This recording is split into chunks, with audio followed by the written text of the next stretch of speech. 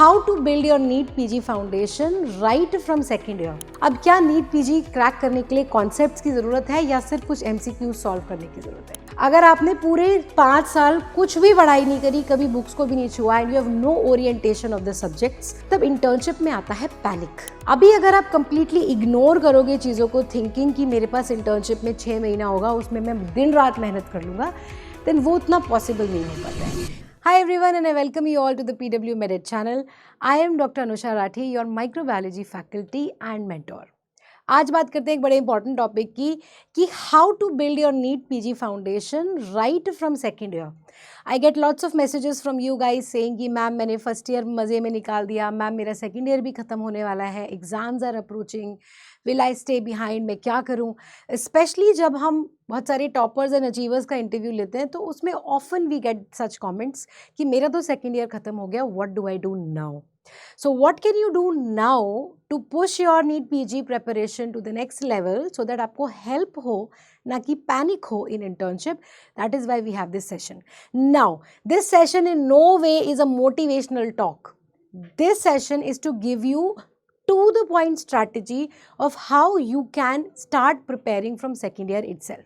तो हम बहुत बार बोलते रहते हैं that motivation चाहिए क्या? Is it motivation which is important, which is necessary, yeah, which is the deciding factor whether you will crack NEET PG or not, or is it intelligence? I will tell you that it is neither. Okay, ये जो हमने लिखा है ना, इसको let's cross it out. Motivation can last you for a few days, for a few months. This is a long journey, and when we are saying that your preparation needs to start in second year, there is a 4-year gap between today when you are in second year and finally when you are going to give NEET PG. 4 साल तक कोई कैसे motivated रह सकता है रोज 50 MCQ solve करने के लिए, right? So we are getting down and dirty and we are getting real about it. We are not talking in some clouds about inspiration and motivation. क्या चाहिए आपको? You need the right strategy, right? It is the strategy which matters and not the motivation which matters. You might be extremely motivated, but if you don't have a strategy at hand, you cannot win the game without that. तो आपकी strategy क्या होनी चाहिए? We always keep telling you that the second year is your foundation year. This is the year when you build your concepts around things. अब क्या NEET PG crack करने के लिए कॉन्सेप्ट्स की ज़रूरत है या सिर्फ कुछ एमसीक्यू सॉल्व करने की ज़रूरत है? सी, it is my personal experience also when I was a student, when I appeared for NEET PG, and also many other faculties, we keep telling you कि when you are sitting in that exam hall and when you are facing those questions on that computer screen, एक रात पहले पढ़ा हुआ usually help नहीं आता. What comes to your rescue is your active knowledge, things that you know for a fact. वही आप NEET PG में भी अप्लाई करते हो, वही आप अपने पेशेंट्स पे भी अप्लाई करते हो. When you know for a fact that tuberculosis is caused by Mycobacterium TB, when you know for a fact that any fever in India has to first you have to make a DD of TB, tuberculosis, any chronic fevers, you know it. If you read it one night before, you might forget it. And question might not be straightforward, but if you have this knowledge base, आप इसको apply करके clinical question को understand करोगे कि the history that they've given in the question, they want to get down to asking me about it. Question on tuberculosis, right? So second year is that foundation. Second year is that window जो आपको clinics के लिए exposure देती है. Diseases के बारे में सबसे पहले हम बात करना शुरू करते हैं. And जहाँ पे जब आपका base बनता है foundation, this becomes the foundation for your medicine subjects such as medicine, pediatrics, obs, gynae, all the core subjects of final year. Right अब यहाँ फाउंडेशन आपको क्या बनाना है? That is the question that students ask. क्या हमें prof के लिए पढ़ना है? Should we be able to attempt 10 mark questions, long answer question, ऐसे टाइप क्वेश्चन? क्या वो नॉलेज नीट पीजी में हेल्प करने वाली है? नो. सो सेकेंड ईयर में you have 2 targets. One is to pass your prof exams and second is to be prepared for NEET PG. इसकी क्या स्ट्रैटेजी होनी चाहिए? बिकॉज सेकेंड ईयर में बहुत सारे बच्चे अभी यही अडाप्ट कर रहे होते हैं कि हमें क्वेश्चन आंसर्स लर्न नहीं करने जैसे हम स्कूल में करते थे. हमें टॉपिक को समझना है, हमें सिंड्रोम्स को समझना है, हमें सिस्टम वाइज ह्यूमन बॉडी को अप्रोच करना है, राइट? तो सबसे पहले हमें ये फाउंडेशन बनानी है कि हम चैप्टर्स नहीं पढ़ रहे हैं, हम टॉपिक्स नहीं पढ़ रहे हैं, स्ट्रेट बुक से क्वेश्चन आंसर नहीं आने वाला एग्जाम में. हमें पढ़ना है ह्यूमन बॉडी को, which has many systems. Those systems can get diseased in these many ways. तो सिस्टम वाइज डिजीज सिंड्रोम्स को हम पढ़ेंगे, समझेंगे, उसका कॉन्सेप्ट बनाएंगे, उसके ऊपर फिर जो कुछ एक दो फॉरगेटफुल फैक्टॉइड्स होते हैं उनको बार बार रिवाइज करेंगे, राइट। फॉर एग्जाम्पल आपका ये बेसिक फाउंडेशन सेकेंड ईयर में बनता है कि एक बीमारी है जिसका नाम है tuberculosis and it is a bacterial disease और एक ये क्रॉनिक इन्फेक्शन है, it spreads through respiratory droplet exchange और इसके लिए हम ATT थेरेपी देते हैं and we have the NTEP which is a national program which runs. By nature, it is an acid-fast bacteria. That is why we do the ZN staining for this bacteria. This is basic foundation. This is basic active knowledge that you have. अब इसके ऊपर कुछ forgetful factoids, जैसे culture media is LJ medium, जिसकी sterilization के लिए हम inspissation method को यूज करते हैं. You might forget this little factoid in 5 years, but अगर ट्यूबरक्लोसिस का बेस बना होगा तो जब इंटर्नशिप में बुक खोलोगे तो at least you will not waste your time again trying to understand that this is a bacteria which is acid fast, leads to chronic respiratory infection, is spread through droplets. वो आपको पता है. Now you only have to focus on the forgetful factoids जो सिर्फ exam के लिए necessary है. इसलिए सेकेंड ईयर का base banana, foundation banana is necessary. अब स्ट्रैटेजी क्या होनी चाहिए इस बेस को बनाने के लिए? पहली बात तो अगर आपको इंटर्नशिप में पैनिक प्रिवेंट करना है, अगर आपने पूरे 5 साल कुछ भी पढ़ाई नहीं करी, कभी बुक्स को भी नहीं छुआ and you have no orientation of the subjects, तब इंटर्नशिप में आता है पैनिक. और जब वो पैनिक आता है तो हम लास्ट मिनट रिजॉर्ट ढूंढते हैं, कहीं से मुझे कुछ शॉर्ट कोर्स मिल जाए, कहीं से मैं कुछ पढ़ लूँ, बस मैं रट लूँ और मैं ख़त्म कर लूँ. That can help you a little bit, but that can never help you achieve the rank, your dream branch and the way you want to perform an exam. तो सेकेंड ईयर में अगर आप सब्जेक्ट्स का exposure लोगे तो internship में आप सिर्फ उनको रिवाइज करोगे, right. So taking up a subject entirely in internship becomes difficult. इसलिए सेकेंड ईयर में if you get expose to the disease, to the concept, to the foundation, तो इंटर्नशिप में सिर्फ एक रिविजन करना रह जाएगा and that will be much much easier on you and on your brain also. तो क्या होनी चाहिए ये strategy of second year exposure, कैसे हमें टेकअप करना है? सो the strategy is that you build concept based studying. मैंने ये बहुत बार बोल दिया. Now of course the question must be how concept based study कैसे करी जाती है, how do we do it, and the answer lies in a why. Every time you ask the question why about any disease, any organism, any pathogenic mechanism, any drug in pharmacology, you build a concept. क्यों TB chronic disease करता है, उसका nature क्या है, क्यों the cellular changes you see in cell injury वो क्यों होते हैं, why is only this antibiotic given in gram positive bacteria, not in gram negative bacteria, क्यों ये वाली ड्रग पर्टिकुलर चैनल्स पे एक्ट करती है. When you ask the whys, you build the concept. So instead of just rote learning, आपके दिमाग में concept बैठ जाता है. So any small topic that you pick up, second year is about 3 subjects: path, pharma and micro. They all deal with diseases, the diseases of the body, the cellular changes and organisms responsible, उसके बाद उसका treatment. किसी भी एक disease को या syndrome को या system को जब आप पकड़ोगे and you integrate the 3 subjects and keep asking the whys, that is when you build the concepts around that topic. और वही आपका main aim होना चाहिए in second year, right? Once you have answered the whys, then you have to unlock the gold mine which is the foundation lectures. आपके पास बहुत सारे resources available हैं and this is the correct time to start watching the long videos.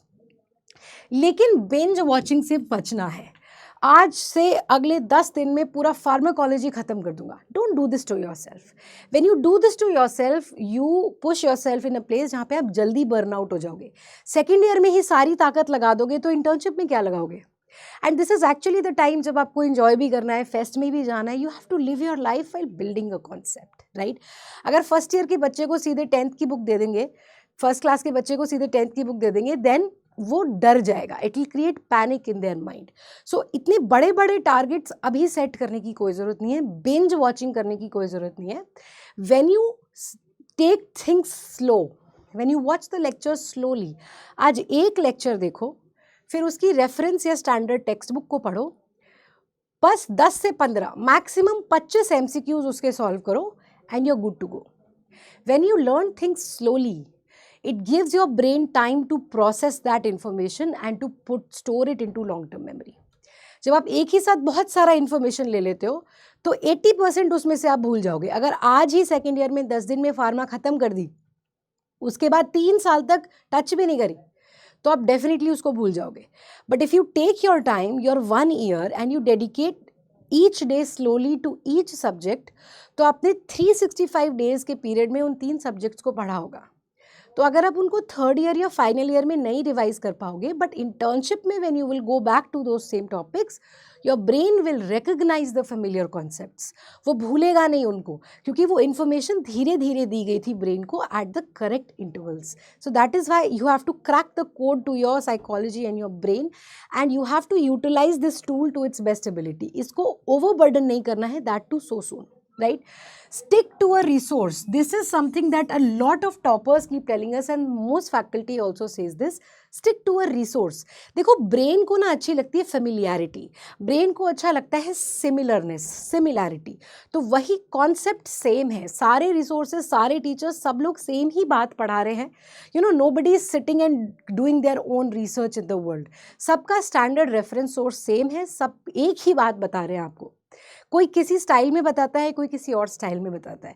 तो जो style आपको पसंद आता है, you stick to that, because what is more important is revision and practice, not reading the same thing from different books again and again, but reading the same thing again and again and putting it into practice by solving MCQs. तो जो भी resource बना लिया, stick to it, give it some trust, वो नहीं भूलना चाहिए। आपको लगता है कि ये तो मुझे याद हो जाएगा, मैं कुछ और ना मिस कर दूं, पहले उसे तो याद करो। First integrate that into your long term memory, और उसमें टाइम लगता है, right? So stick to a resource, that is the second important thing about the strategy. तीसरी चीज़ है नोट्स। बहुत सारे बच्चों को फोमो होता है नोट्स को लेके, किसी टॉपर के नोट्स ले आऊँ, कोई महंगे नोट्स खरीद लूँ किसी महंगे टीचर के। No, notes need to be ugly, personal and trigger based. आपका क्या ट्रिगर है? व्हाट इज दैट पॉइंट जो आप भूलते हो about that thing? For somebody it might be the pathogenesis of a disease, and for the other person it might be the treatment of the disease. So notes have to be personal, they have to be ugly, they have to be cluttered, they have to be exactly the way your brain maps them, exactly the way your brain wants to read them. ठीक है, तो अपनी notes बनाना is always preferable. अगर आप pre annotated notes भी लेते हो, stick to them. Help your brain create visual memory, episodic memory, page पलटने की, उस पेज की फील, और if you are reading on an iPad, the look of that slide, everything gets integrated into your brain. So stick to a resource and make your own personal notes, right? तीसरी important चीज़ है clinical posting. Second year में clinical posting is a gold mine. कुछ सोच समझ के आपकी clinical posting second year में ही स्टार्ट करा दी जाती हैं, because when you are reading about the diseases, their pathogenesis, mechanism and treatment, and you go and see such a patient, it gets integrated into your long term memory. क्योंकि हमारे brain को पसंद है familiarity. हमारे brain को लगता है कि अच्छा, आज इसने ये बात भी पढ़ी और आज ऐसे इंसान से भी मिला, सो रिपीटेडली ये एक पर्टिकुलर फैक्ट है जो ये बंदा बार बार रिपीट कर रहा है. अलग अलग तरह से इस फैक्ट के लिए ये एक्सपोज हो रहा है. सो ब्रेन उसको इंपॉर्टेंट इंफॉर्मेशन समझ के लॉन्ग टर्म मेमोरी में स्टोर करता है, राइट? इसलिए जब आप episodic memory is very very strong. क्या पढ़ा ये भूल सकते हो, पर अगर किसी इंसान से मिल लिए विद दैट डिजीज़, आप कभी भी नहीं भूलोगे उसको. इसलिए make the best use of this gold mine which is the clinical postings. और जो भी आप पढ़ते हो पैथ फार्मा माइक्रो में, उन पेशेंट्स को जाके मिलो, उनकी हिस्ट्री टेकिंग की हैबिट बनाओ. That will really help you in retaining the foundation concepts, right? So you integrate knowledge of the paraclinical subjects with the clinics, therefore you can create a long term memory of those subjects. Lastly, MCQs. Bite what you can chew. Like I said, do not try to binge on MCQs right at this level, okay?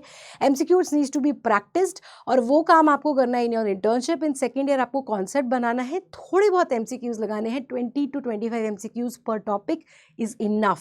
Don't try to solve 200 questions in a day from the same topic. Right now, it is not needed, right?